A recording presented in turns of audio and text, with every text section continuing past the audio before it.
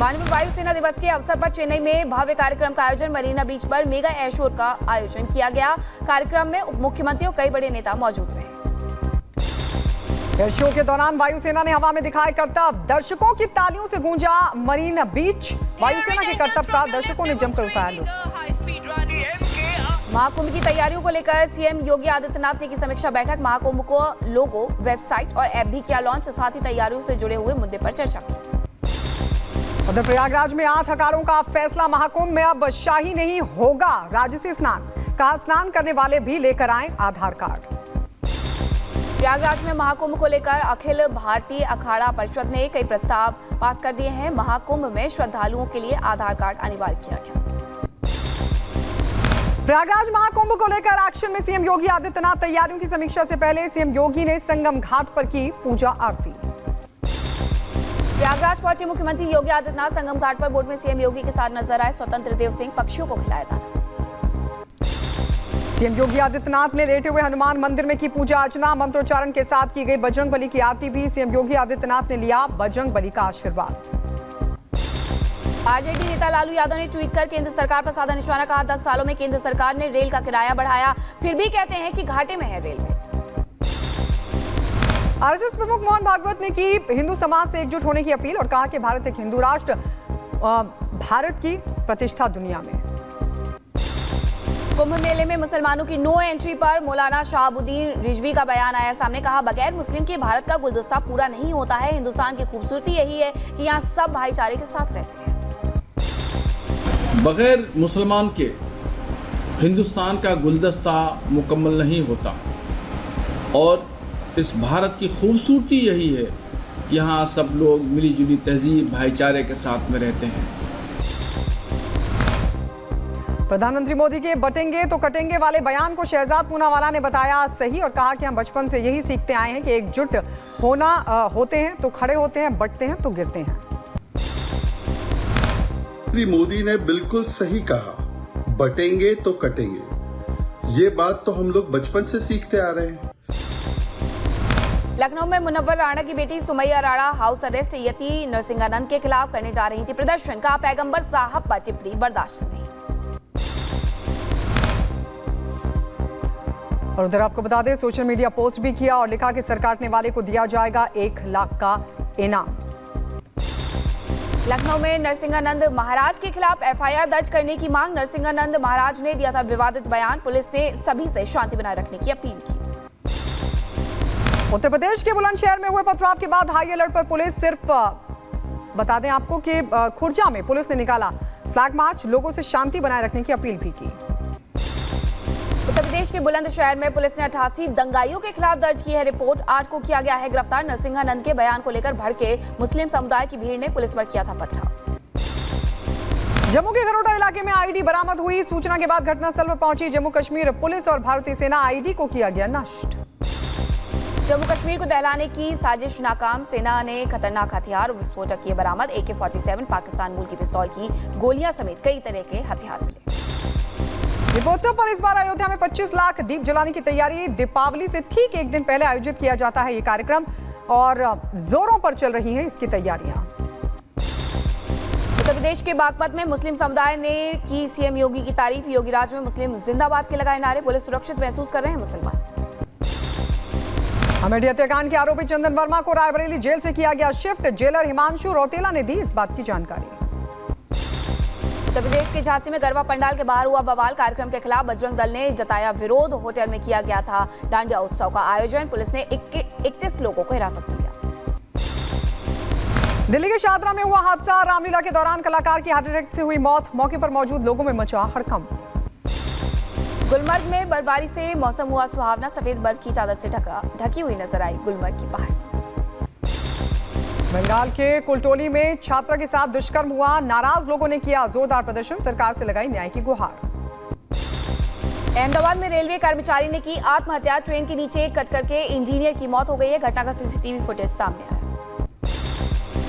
कानपुर में जवान बनाने के नाम पर ठगी करने वालों पर एक्शन हुआ। पुलिस ने जाली ऑफिस को किया सील। 35 करोड़ की ठगी की जांच के लिए SIT भी गठित। उत्तर प्रदेश के बहराइच में खत्म हुआ आदमखोर का आतंक। ग्रामीणों ने खूंखार छठे भेड़ियों को पीट पीट के उतारा मौत के घाट। मासूम बच्चे पर हमला करने की कोशिश। वन विभाग की टीम ने भेड़िए के शव को कब्जे में लिया। उत्तर प्रदेश के बहराइच में एक घर के अंदर घुसा मगरमच्छ। खबर सामने आने के बाद इलाके में मचा हड़कंप। वन विभाग को किया गया इस घटना की सूचना दी गई। उत्तर प्रदेश के फिरोजाबाद में 6 फीट लंबा सांप निकलने से मचा हड़कंप। पुलिस कर्मचारियों ने वन विभाग को दी सूचना। 2 घंटे चला वन विभाग और पुलिस टीम का रेस्क्यू ऑपरेशन।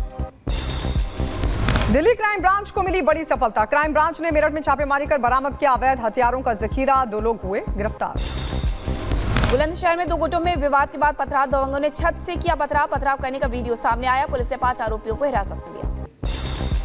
उत्तर प्रदेश के गाजियाबाद में पुलिस और बदमाशों के बीच हुई मुठभेड़। गोकशी करने वाले 2 बदमाश पुलिस की जवाबी कार्रवाई में हुए जख्मी। बदमाशों के पास से 2 तमंचा जिंदा कारतूस बरामद। उत्तर प्रदेश के लखीमपुर खीरी में पुलिस और गौ तस्करों के बीच हुई मुठभेड़। गोलीबारी के दौरान तस्कर के पैर में लगी गोली। घायल को अस्पताल में कराया गया भर्ती। दिल्ली के मॉडल टाउन में फुटपाथ पर सो रहे युवक पर डंडों से हुआ हमला। मामूली बात पर हुआ था ये पूरा विवाद। दिल्ली पुलिस ने साइबर ठगों के खिलाफ की बड़ी कार्रवाई। कई राज्यों में छापेमारी कर 8 ठगों को किया गिरफ्तार। ठगों के पास से सिम कार्ड समेत कई चीजें बरामद। यूपी के सीतापुर में दबंगों का आतंक। दुकान में घुसकर की मारपीट का वीडियो सोशल मीडिया पर हो रहा वायरल। यूपी के रायबरेली में ग्रामीणों ने 2 चोरों को रंगे हाथ पकड़ा। जमकर के पिटाई की। पुलिस ने दोनों चोरों को हिरासत में लिया। उधर ग्रेटर नोएडा में प्रेमी जोड़े का शव हुआ बरामद। हत्या की जताई जा रही है आशंका। पुलिस ने मामला किया दर्ज। शुरू की जांच। मुंबई के चेंबूर इलाके में घर में लगी आग। हादसे में 7 लोगों की मौत। घटना के वक्त घर में ही सो रहा था पीड़ित परिवार। मरने वालों में 3 बच्चे भी शामिल। डॉक्टरों ने घोषित किया मृत। तकनीकी खराबी की वजह से लगी थी भीषण आग। उत्तर प्रदेश के कुशीनगर में हादसा। चलती कार में लगी आग। कार में सवार 4 लोगों ने कूद करके बचाई अपनी जान। नोएडा के बीच सड़क पर चलती कार बनी आग का गोला। कार चालक ने सूझबूझकर बचाई अपनी जान। दमकल की गाड़ियों ने कड़ी मशक्कत के बाद पाया आग पर काबू।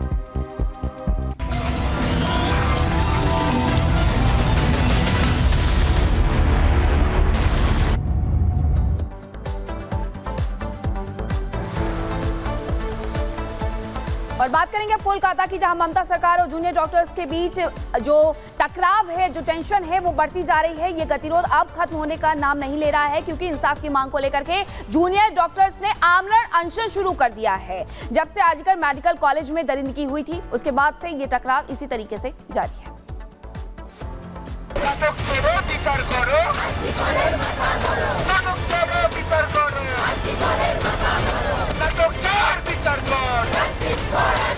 हम लोग यहाँ पे हंगर स्ट्राइक स्टार्ट करने वाले हैं अभी से।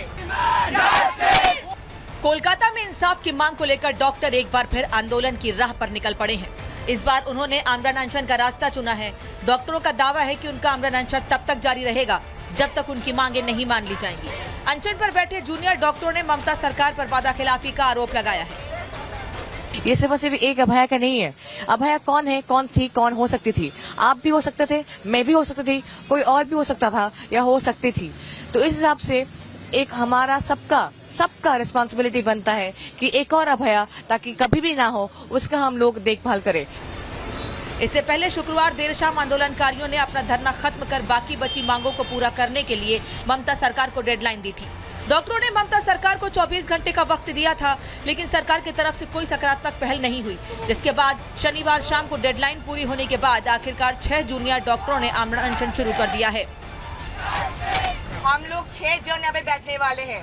पूरे बंगाल में इससे भी ज्यादा बहुत से लोग हैं जो भी यहाँ पे हम लोग सिंबॉलिकली हम 6 लोग बैठेंगे इस आंदोलन को कायम रखने के लिए, और बाकी जितने भी जूनियर डॉक्टर्स हैं वो लोग अपना ड्यूटीज पे वापस जाएंगे। आरजीकर मेडिकल कॉलेज में महिला डॉक्टर से दरिंदगी के बाद से ही बंगाल के जूनियर डॉक्टर्स का आंदोलन जारी है। इस बीच ममता सरकार और आंदोलनकारियों के बीच कई दौर की बातचीत भी हुई।